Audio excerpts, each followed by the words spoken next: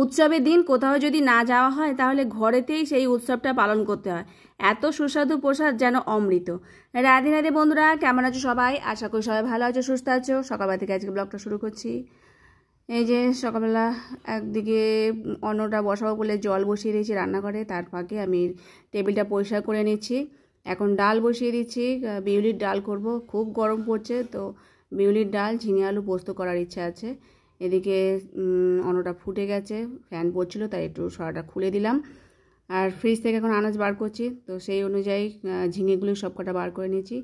ঝিঙে আলু পোস্ত হবে, আর গরমের সময় ঠান্ডা ঠান্ডা ঝিঙে আলু পোস্তটা খুব ভালো লাগে, আর তার সাথে বিউলিটা।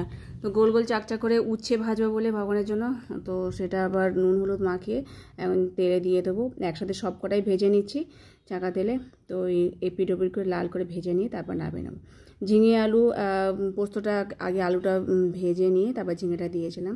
এখন পোস্ত আর কাঁচা লঙ্কা একসাথে বেটে নিয়েছি, সেটাই দিয়ে দিয়েছি। আমার আবার ঝিঙেগুলো একটু গোটা গোটা থাকবে, বেশ ভালো লাগে। আর এদিকে উচ্ছেটা ভাজার পর সেই তেলের মধ্যে আবার বরবটি আর আলু একটু ভেজে নিচ্ছি। অনেক কটা বরবটি ছিল, বরবটি আবার বেশি দিন রাখা যায় না, নষ্ট হয়ে যাবে। ঝিঙে আলু পোস্তটা হয়ে গেছে, সেটাকে নামিয়ে নিয়েছি। আর এর সাথে বিউলির ডালটা করব। ডালের জন্য বেশি কিছু নয়, আদা আর মৌরি বেটে নিয়েছি। আর এদিকে রান্নাটা হয়ে যাওয়ার পর সব একদিকে যেগুলো হয়ে যায় সেগুলো গুছিয়ে গুছিয়ে রেখে দিই। হিং আর শুকনো লঙ্কা মৌরি তেজপাতা ফোড়ন দিয়ে একটুখানি আদা মৌরি বাটা দিয়ে দিলাম কাঁচা অবস্থায়। সেটাই এখন ভগবানকে ভোগ নিবেদন করেছি শসা দিয়ে। তো এই সাদামাটা রান্নাবান্না, আর গরমে বেশি রান্নাবান্না করতে ইচ্ছা করে না, খেতেও ইচ্ছা করে না।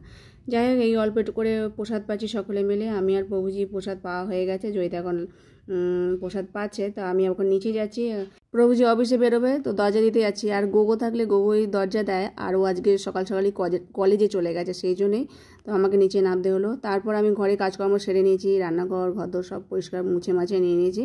তো আজকে তাড়াতাড়ি প্রভুজি চলে এসেছে, যেহেতু আজকে চিরা দধি মহোৎসব, তো ঘরেতে দই মিষ্টি কিছুই ছিল না, তো সকালবেলা দেওয়া হয়নি। আর ওই দই আনার জন্য তাড়াতাড়ি আজকে অফিস থেকে চলে এসছে, কেননা দই কিনতে গেলে আবার দোকান বন্ধ হয়ে যাবে, ওর যদি অফিস থেকে দেরি হয় তাই তাড়াতাড়ি চলে এসছে।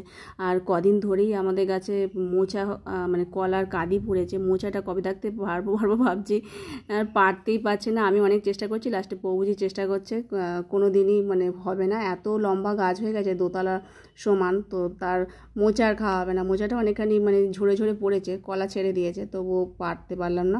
প্রভুজি অনেক চেষ্টা করলো। যাই হোক, ভগবানের জন্য এখন চিরা দধি সব মাখিয়ে আর ড্রাই ফ্রুট আম দিয়ে মাখিয়ে ভগবানকে সেবা দিয়েছি। এই চলতি দিনে অফিস কামাই করে প্রভুজি পানিহাটিতে যাওয়ার ইচ্ছা ছিল না। যদি ছুটির দিন হতো বেশ ভালো হতো, তো সেই জন্যে আর যাওয়া হয়নি। আর উৎসবের দিন যদি না যাওয়া হয়, ঘরেতেই উৎসব পালন করি। আর এত সুস্বাদু হয়েছিল এই চিড়ে মাখাটা, খুব সুন্দর হয়েছিল। এই প্রসাদ পাবো, আর আজকের মতো ভিডিওটা শেষ করছি। হরে কৃষ্ণ।